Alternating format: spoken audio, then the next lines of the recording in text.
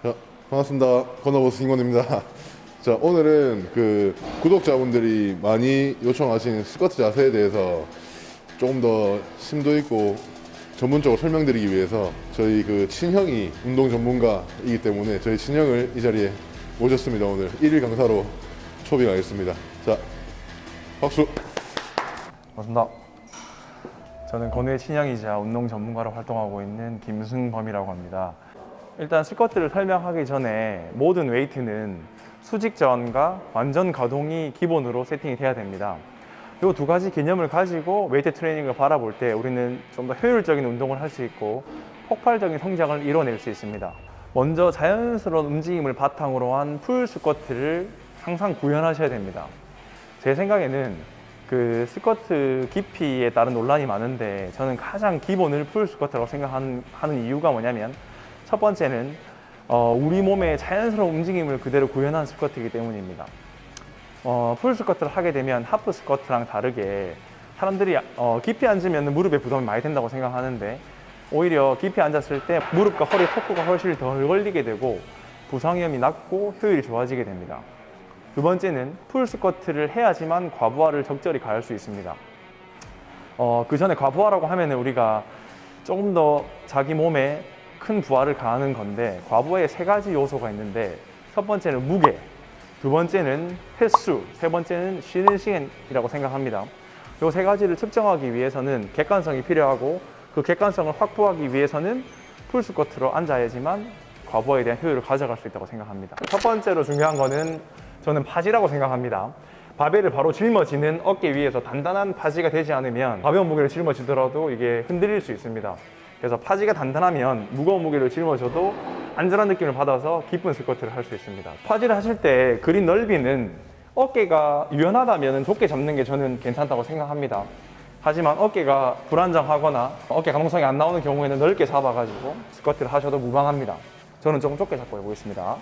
좁게 잡은 상태에서 여기서 위에 가볍게 얹는다는 느낌이 아니고 깊이 들어가서 승모근 밑에서부터 쓸어서 위에 딱 파지한다는 느낌으로 나오십니다.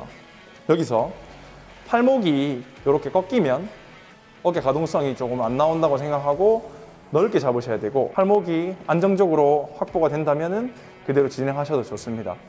그리고 잡은 상태에서 팔꿈치는 약간 뒤로 쪼아줘서 날개뼈를 모으는데 도움을 줄 수 있도록 이렇게 진행을 하고 스쿼트를 하시면 됩니다. 두 번째로 중요한 거는 척추의 중립이 중요합니다. 시범을 보고 말씀드리겠습니다. 파지한 상태에서 골반을 뒤로 많이 마는 자세, 요거는 본인이 의도하지 않아도 말릴 수 있기 때문에 그런 부분은 체형 교정을 받으셔야 되고, 골반이 말린 상태거나 앞으로 많이 이렇게 앞으로 말린 상태나 뒤로 말린 상태, 로도시스 카이포시스 상태에서는 수행하시면 안 되고, 복부에 힘을 주고 척추가 중립이 된 걸 확인하시고 내려가셔야지 우리가 바패스가 일자로 떨어지는 것을 경험할 수 있을 겁니다.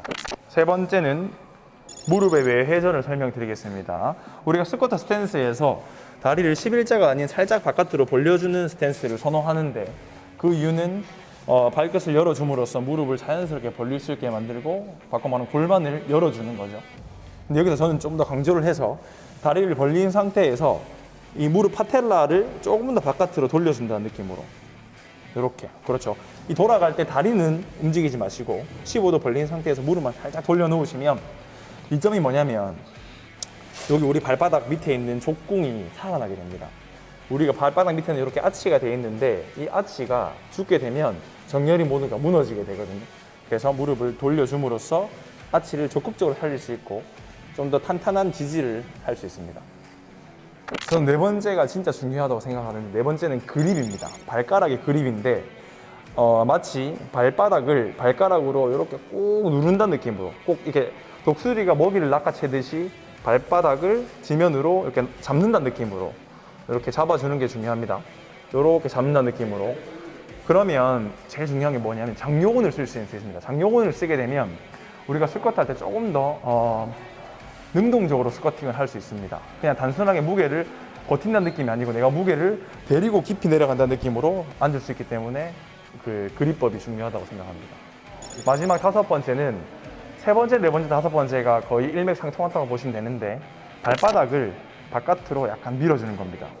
쉬운 예를 들면 바닥에 큰 종이가 있다 생각하고 그 위에서 발바닥으로 종이를 가운데를 이렇게 찢는다고 생각하시면서 약간 벌려주게 되면 훨씬 안정적인 지지를 할 수 있습니다. 그거를 5가지를 기억해 주시면 훨씬 안정적으로 스쿼트를 할 수 있을 것 같습니다. 저희는 스쿼트뿐만 아니라 다른 운동을 지도할 때도 이렇게 깊이 있는 완전 가동 운동을 통해 가지고 사람의 가장 기본적인 움직임을 먼저 찾아드린 다음에 그 다음에 뭐 고립을 한다든지 부분 반복을 한다든지 여러 가지 스킬들을 적용하고 있습니다. 스쿼트뿐만 아니라 모든 운동에서.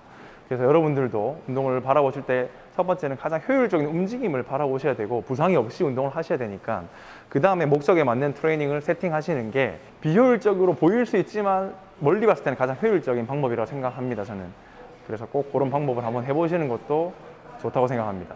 오늘 스쿼트 영상은 간단하지만 초신자들부터 중급자까지 다양하게 적용해보고 바로 센터에서 오늘 해보실 수 있게끔 준비를 해봤는데 다음에 조금 더 고급자 버전으로 한 번 더 찍을 생각이 있습니다. 그리고 조금 더 재밌는 운동 영상 찾아뵙겠습니다. 유익하고 재밌게 보셨다면 좋아요, 구독, 알림 설정까지 부탁드리겠습니다.